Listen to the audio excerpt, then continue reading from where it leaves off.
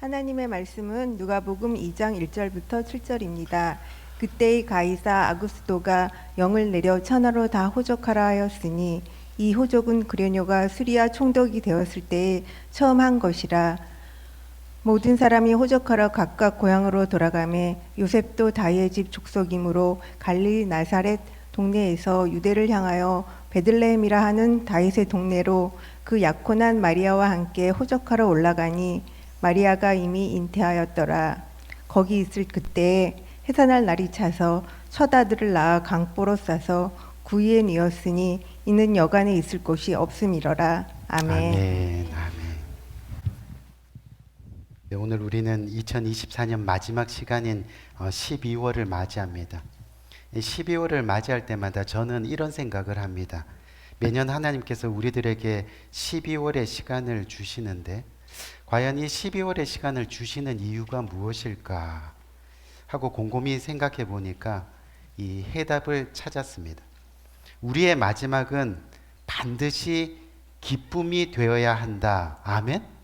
이 사실을 알려주기 위한 겁니다. 매년 마지막 12월의 시간이 찾아오듯이 우리 인생에도 틀림없이 마지막이 찾아온다는 거지요. 그 마지막을 기쁨으로 맞이해야 된다. 어떻게 해요? 우리를 죄에서 구원하시기 위해서 예수 그리스도가 이 땅에 오신 것을 믿으면 되는 겁니다. 그렇게 주님을 믿기만 하면 되는 겁니다. 그래서 믿음으로 말미암아 구원의 기쁨을 누리게 되는 거죠. 그래서 하나님은 매년마다 저와 여러분들에게 12월의 시간을 주십니다. 그것을 깨달으며 살아가라고. 마지막이 있음을 깨달으며 살아가라고. 그 마지막은 반드시 구원의 기쁨을 누리는 그 인생이 되어야 된다고. 아멘. 그렇게 12월의 시간을 우리들에게 주시는 겁니다. 그래서 바라기는 이번 12월 성탄의 계절을 맞이하면서 우리 모두가 예수님, 우리에게 찾아와 주셔서 정말 감사합니다. 이 고백이 일어나기를 주님의 이름으로 간절히 축원드립니다. 그래서 우리 모두의 심령이 기쁨이 회복되고, 그래서 우리 모두가 하나님께 최고의 영광을 돌리는 이 12월의 예배가 되기를 주님의 이름으로 간절히 부탁드립니다. 여러분 혹시 이 리빙스턴 선교사님 이름 들어보셨죠? 그렇죠? 일생을 아프리카에서 선교사로 살았던 리빙스턴 선교사님. 대부분 아마 그 이름들은 들어본 적이 있고 또 그 스토리도 들어본 적이 있습니다. 근데 이 리빙스턴 선교사님이 어린 시절에요, 이 하루는 교회에서 예배를 드리는데 그 주일이 선교 주일이었다고 합니다. 그래서 선교 주일 예배를 드리는데 모두가 선교를 위해서 하나님 앞에 헌신하고 또 헌금하기로 작정을 한 시간이었습니다. 그래서 많은 사람들이 주님 앞에 선교 지정 헌금을 드리고 있는데, 그때 이 리빙스턴 선교사님은요, 자신은 하나님께 드릴 헌금이 없었다는 거예요. 형편이 넉넉하지 못해서 주님 앞에 뭔가 드리고 싶은데 드릴 것이 없었다는 거죠. 그래서 고민하다가 갑자기 벌떡 일어나서 앞으로 처벅처벅 걸어가더라는 겁니다. 그리고 나서 자기 몸을 이 헌금대에다 이렇게 들여가지고 눕혔다는 거죠. 그리고 그 헌신대로 일평생을 이 생명의 위협을 무릅쓰고 아프리카에서 복음을 전하는 선교사로 지내게 되었습니다. 그리고 어느 날 호숫가에서 무릎을 꿇고 하나님 앞에 기도하는 가운데 그 기도하는 자세 그대로 이 세상을 떠나게 되었습니다. 이 장례를 치르고 나서 동료 선교사님들이 리빙스톤 선교사님이 죽기 며칠 전에 이 마지막 시간에 적은 이 일기장을 발견했는데, 그 일기장 내용을 보니까 나의 왕, 내 생명, 내 전부이신 예수님, 이제 나의 마지막 시간을 당신께 기쁨으로 드립니다. 그렇게 마지막을 하나님과 기도로 대화하면서 기쁨으로 일생을 마감했다는 그런 이야기입니다. 저는 그것이 바로 참된 신앙이고 우리가 하나님께 예배 드려야 될 참된 경배라고 생각합니다. 주님 앞에 예배할 때 우리의 마음의 기쁨이 빼앗기지 아니하고 이 구원의 기쁨을 세상 가운데 놓치지 아니하고, 그렇게 내가 오늘도 주님 앞에 기쁨으로 예배합니다. 기쁨으로 기도합니다. 기쁨으로 찬양합니다. 다시 말해서 내 생에 하나님을 만난 것이 참된 기쁨이고, 그래서 그 기쁨을 세상에 빼앗기지 않고 끝까지 지키다가 그렇게 하나님께로 갈 수 있는 것, 그것이 우리들이 가져야 될 진정한 믿음이고 우리가 가져야 될 참된 신앙이라고 저는 생각하는 거죠. 그런데 오늘 본문에 보니까 예수님이 우리들에게 직접 찾아오셨습니다. 직접 찾아오셔서 온 인류의 구원이 되시겠다고 약속하셨는데 예수님이 오신 것을 별로 기뻐하지 않는 사람들이 오늘 본문에 등장하는 겁니다. 오늘 성탄절 사람들이라는 제목으로 첫 시간을 가지는데 그 인물이 바로 여관 주인입니다. 해마다 성탄절이 되면 저는 누가복음을 읽습니다.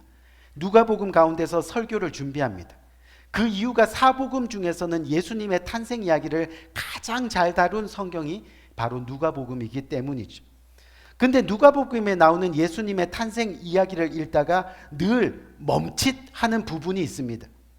바로 베들레헴 여관에 있던 사람들의 이야기입니다.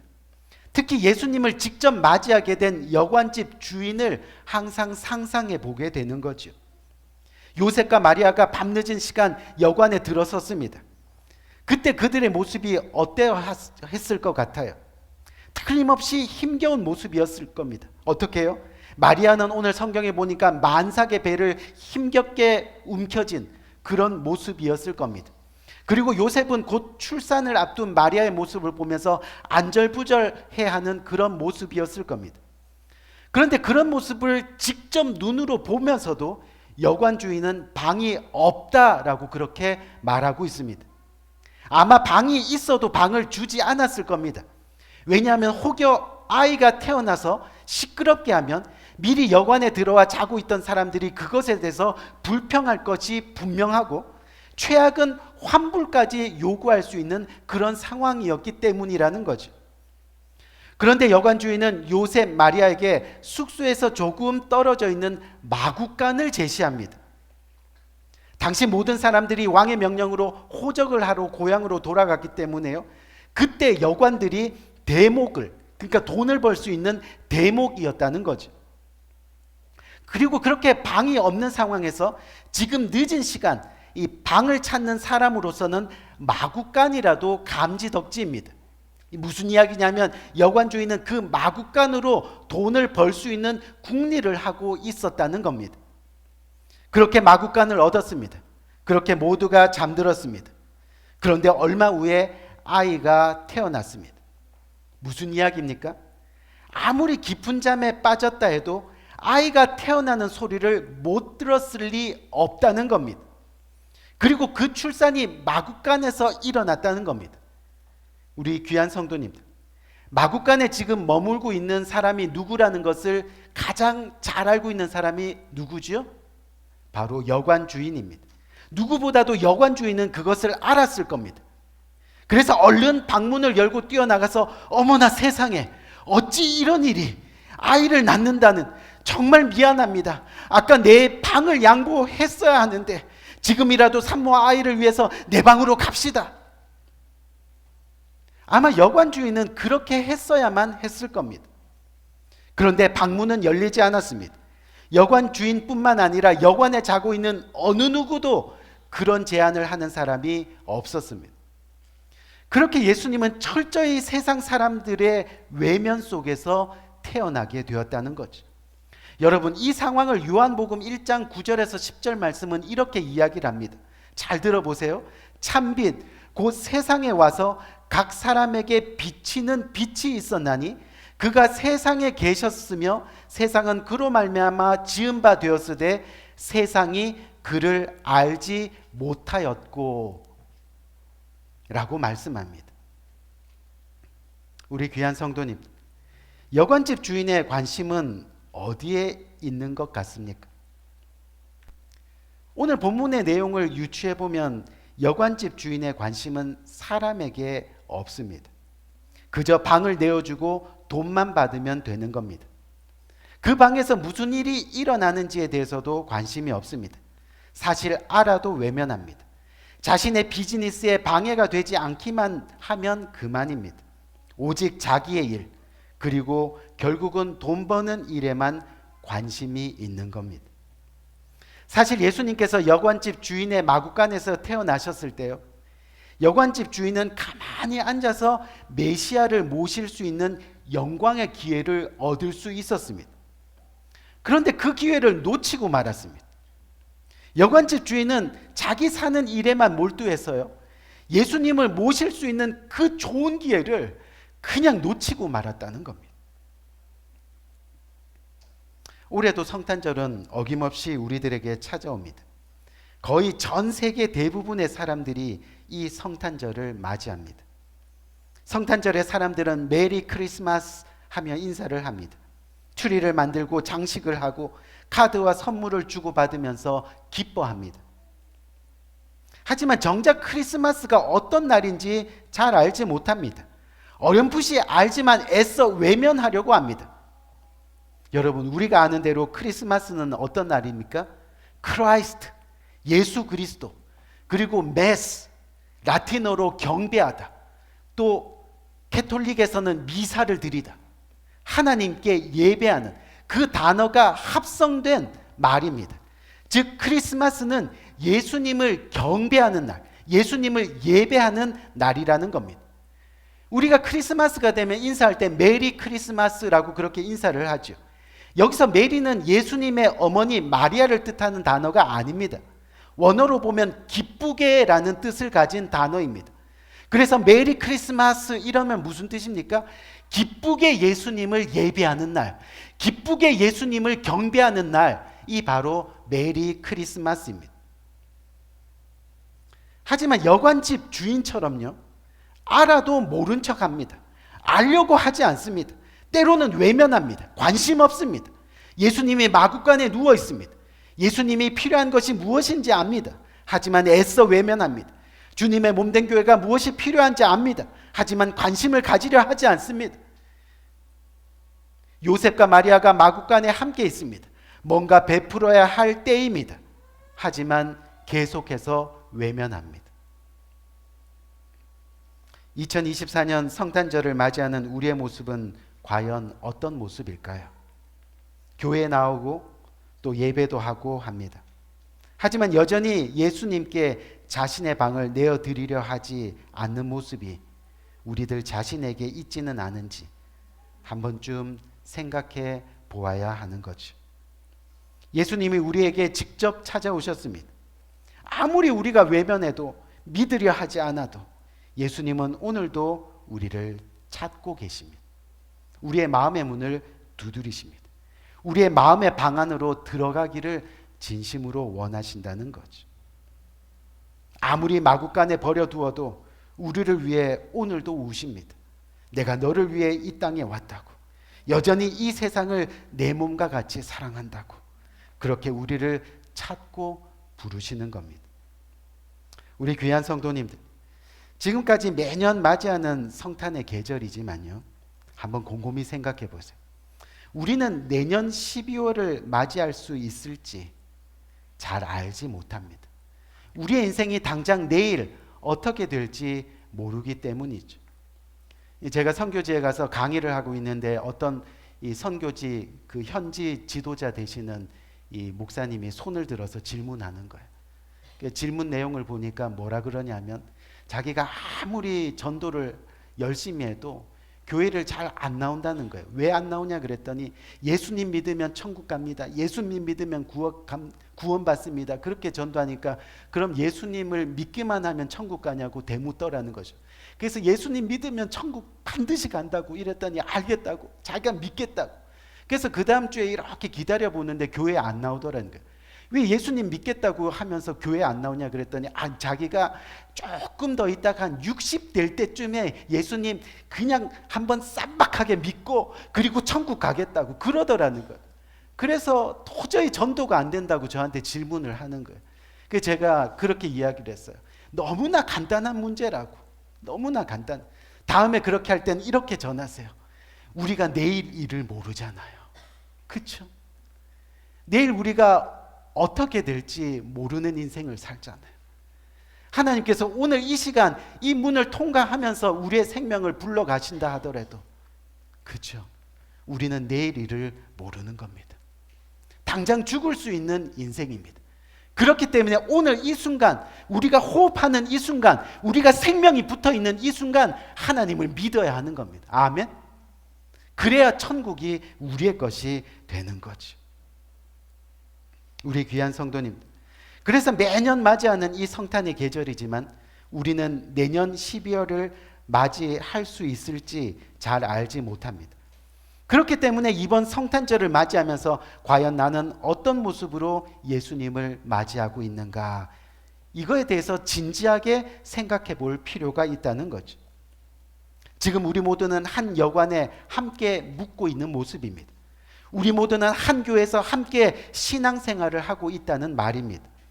하지만 여전히 마구간에 계신 예수님을 외면하고 있지는 않은지, 예수님이 생명의 울음소리를 내고 계시지만 여전히 귀를 닫고 있지는 않은지, 애써 하나님의 말씀을 외면하고 모른 척하면서 자신만을 위해서 살아가고 있지는 않은지, 요한복음에서 언급한 것처럼요, 예수님을 외면한 세상 사람들 가운데 내가 그 한 사람으로 살아가고 있지는 않은지 우리가 진지하게 한번 생각해 볼 필요가 있다는 겁니다.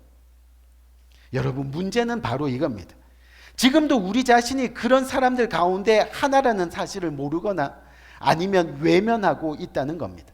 어떻게 해요? 나는 교회 다니니까, 나는 예수님 믿으니까 하면서 도저히 우리의 삶은 변화되지 않는 모습으로 말이죠. 과연 내가 온전히 말씀에 따라 살아가고 있는지, 그리고 예수님 탄생의 진정한 의미를 온전히 가슴에 새기고 실천하며 사는지, 우리는 이 성탄의 계절에 한 번만이라도 진지하게 스스로에게 물어보아야 한다는 겁니다. 왜냐하면 내가 여관주인일 수도 있다는 겁니다. 내 삶에 여관의 예수님이 주인이 아니라 내가 주인이 되어 살아가고 있을 수 있다는 그런 이야기입니다. 사랑하는 성도님들, 우리가 이 교회에 머물러 있다는 것은 구원의 기회입니다. 그래서 기쁜 일입니다. 하지만 그것만으로 모든 것이 익스큐즈 되는 것은 아니라는 것을 우리는 깨달아야 됩니다. 내가 교회에 머물러 있어요. 오늘도 내가 예배를 드려요. 그것만으로 익스큐즈해서는 안 된다는 겁니다. 무슨 얘기냐면 내 방을 내어 드려야 한다는 거죠. 주님을 진정으로 만나는 사건이 일어나야 된다는 겁니다.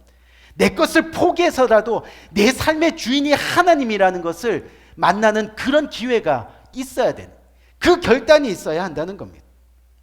그래서 주님이 우리 안에 들어와서 우리를 통해서 주님이 마음껏 일하실 수 있도록 기꺼이 우리의 삶을 주님께 드리는 헌신과 수고가 있어야 한다는 그런 이야기죠.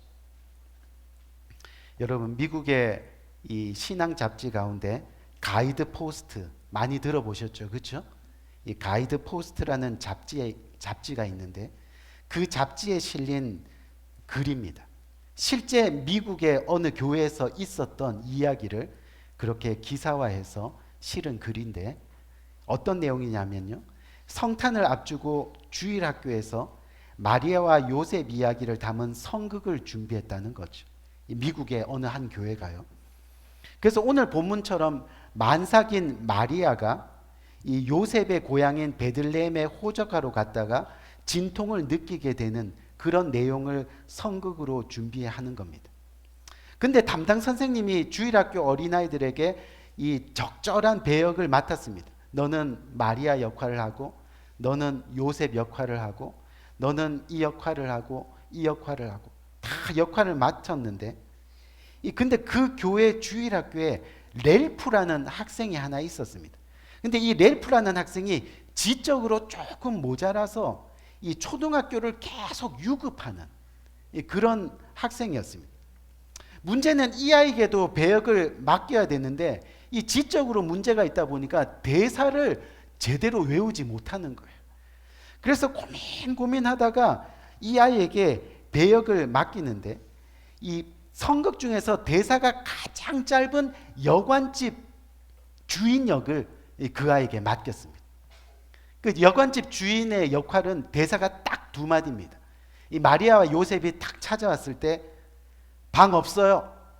그거 하나랑 다시 한번 문을 두드렸을 때 마구간은 있어요. 이 두 대사만 하면 되는 겁니다.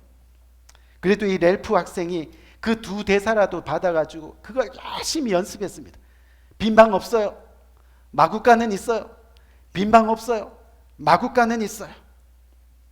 그리고 실제 선극이 시작되고 드디어 자신이 대사할 순서가 되었습니다. 근데 빈방을 찾지 못해서 애타하는 모습을 연기하는 그 요셉과 마리아의 모습을 보는 순간 이 아이의 눈에서 눈물이 주르륵 흐르는 겁니다. 그리고 나서 힘없는 목소리로 손을 저으면서 빈방 없어요 하고 대사를 말하고는 계속 서서 우는 겁니다. 그래서 주일학교 선생님이 무대 뒤에서 빨리 들어오라고, 너 대사 끝났으니까 빨리 들어오라고 손짓을 해서 겨우 눈물을 닦으면서 무대 뒤로 들어갔습니다. 성극은 계속 진행되고 요셉과 마리아가 다시 여관 문을 두드립니다. 이제 마지막으로 등장해서 마구간은 있어요. 그 대사만 하면 이 성극은 훌륭히 끝납니다. 근데 렐프가 여관 문을 다시 열고 입장을 합니다. 그리고는 또 우는 겁니다. 계속 우는 겁니다. 이 무대 뒤에서 이 주일학교 선생님이 마구간은 있어요. 마구간은 있어요. 외치는데도 계속 울다가 그리고는 내 방이 있어요. 내 방 내어 드릴게요. 그렇게 대사를 치더라는 거죠. 그리고 넬프의 눈에서는 계속해서 눈물이 흐르고 성극을 보러 온 사람들도 울기 시작했습니다.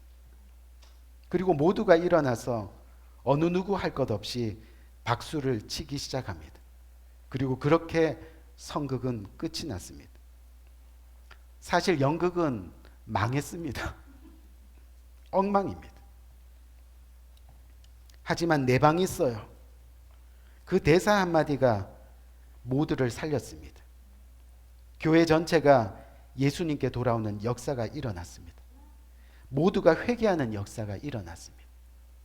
오늘날에도 이 전통이 계속해서 이어져서요. 미국의 시골 각 교회마다 이것을 성극으로 준비하고 있다고 합니다. 빈방 없어요. 하지만 내 방이 있어요. 우리 귀한 성도님들, 우리는 지금 마구간에 계신 예수님과 함께 여관방에 있습니다. 모두가 주님의 몸된 교회에 있다는 이야기입니다. 예배합니다. 찬양합니다. 하지만 여전히 우리의 방을 주님께 내어드리지 못하고 살아가는 사람들이 우리 가운데도 있을 겁니다. 아직까지 예수님을 알지 못하는 사람들이 너무나 많이 있습니다. 우리 모두는 예수님을 모실 빈 방을 준비해야 됩니다. 2024년 올해의 성탄이 진정한 기쁨의 성탄이 되려면 기꺼이 우리 마음의 방을 주님께 내어드리는 결단이 있어야 하는 겁니다. 예수님을 만나야 됩니다. 그래야 진정으로 기쁨의 삶을 누릴 수 있는 겁니다. 언제까지 외면하시겠습니까? 언제까지 모른 척 하시겠습니까? 바라기는 예수님께 이제 자신의 방을 내어드리는, 예수님의 우리의 삶의 가장 우선이 되는 그런 복된 결단이 이번 성탄절, 2024년의 성탄절에 여러분들의 심령 가운데 일어나기를 주님의 이름으로 간절히 축원드립니다. 우리 한번 기도할까요? 간절한 마음으로.